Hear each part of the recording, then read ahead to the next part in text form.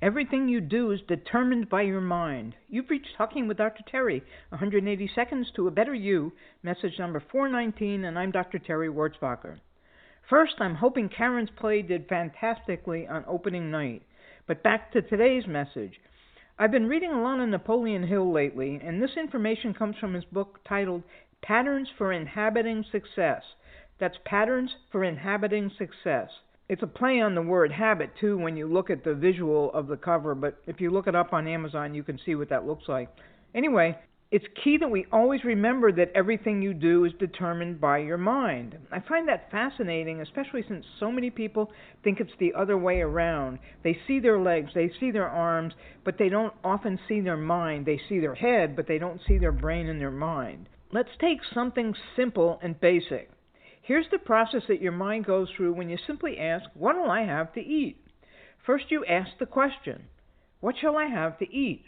Then your mind scans all the perceived possibilities regarding food. Most of the choices or options that it evaluates are those based on your personal experience. It most likely won't even entertain some food it's never tasted. That's why it says perceived possibilities. Second, your mind crosses out all the options you will not entertain. If you're an omnivore, you have unlimited possibilities. But if you're a carnivore, a vegetarian, or a vegan, or even gluten-free, you have fewer options, but still plenty to keep you satisfied. Third, all the available options come to you in the form of a mental picture involving not just taste, but also through touch, smell, and even sight. Things that you've had before that are beautiful will outweigh a boring-looking meal. Think of the pictures that they have on menus. They don't just have words, they have pictures trying to entice your memory.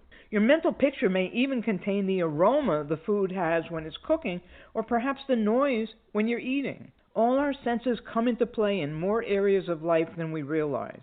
Fourth, once you've made your selection as to what you want to eat, then you do what's necessary to order it or prepare it. Once you have eaten, you've fulfilled your goal. Can you see that the process of creating your life is the same? Your mind guides you to the target, but it goes through the same process with everything we shoot for. Think about this. Better yet, read the book.